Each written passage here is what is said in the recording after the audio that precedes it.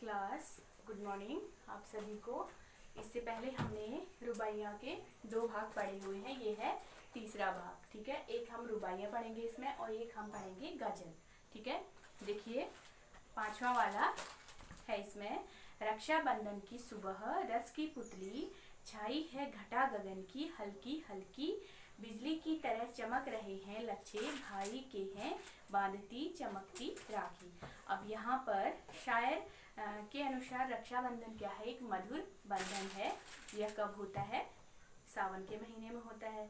तो रक्षाबंधन इस दिन सुबह से ही भाई और बहन में प्रेम रूपी रस का प्रवाह होने लगता है। सुबह से ही भाई और बहन में प्रेम रूपी रस का संचार होने लगता है।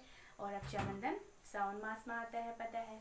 सावन का संबंध जो है वो झीनी घटाओं से, यानी सावन में हमेशा क्या रहते हैं?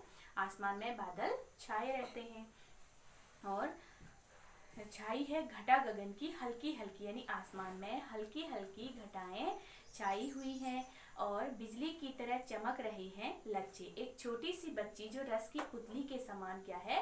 प्यारी है और रक्षाबंधन के पर्व को लेकर के अत्यधिक उत्साहित है।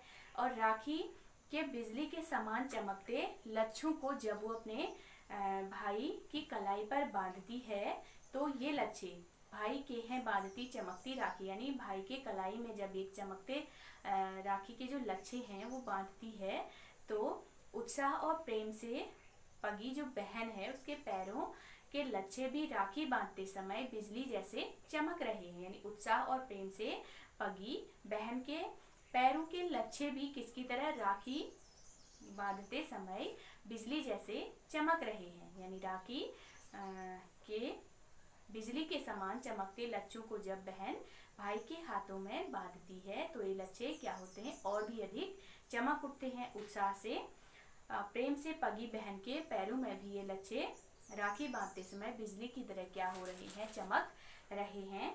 तो इसमें रुबाई छंद है और हल्की हल्की में कौन सा अलंकार है? पुनरुक्ति प्रकाश।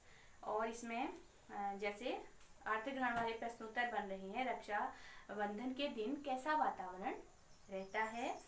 तो ये आप लिख सकते हैं। रस की पुतली किसे और क्यों कहा है? राखी बांधती हुई बहन की मनोदशा का वर्णन कीजिए। तो इसमें से प्रश्नोत्तर आप लिखेंगे अर्थ ग्रहण वाले। इसके बाद देखिए गजल।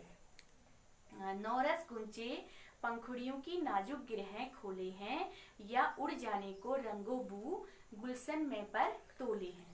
अब यहाँ पर देखिए प्रस्तुत शेर में प्रकृति के सौंदर्य का वर्णन करते हुए गजलकार कहता है कि बाग में पुष्पों की कलियां कोमल मधुर भावों को जागृत करके हृदय में नव रस का संचार करती हैं।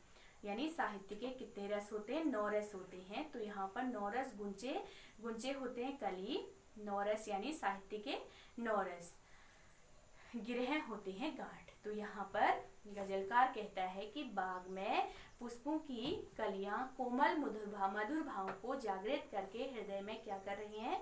9 रसों का संचार कर रही हैं। अथवा उड़ जाने को रंगो भू गुलशन में पर तोले हैं। यानी ऐसा लगता है मानो रंग और गंध बाग से उड़ जाने के लिए पंख फड़फड़ा रहे हैं। आशय यह है कि बाग में सब ओर फूलों की सुंदरता और सुगंध क्या है? व्याप्त है।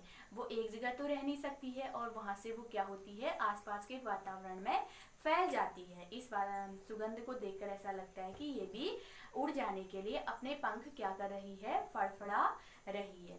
तो इसमें से इस शेर का मूलार्थ क्या है? ये लिखेंगे। नौरस का आशय स्पष्ट कीजिए। क्या है नौरस? पंखुड़ियों की नाजुक गिरहें कैसे खुल रही हैं। ठीक है, ये प्रश्नोत्तर आपने नोटबुक में लिखेंगे और ध्यान से इनको पढ़ेंगे। इनमें से जरूर आते हैं एग्जाम में। ठीक है।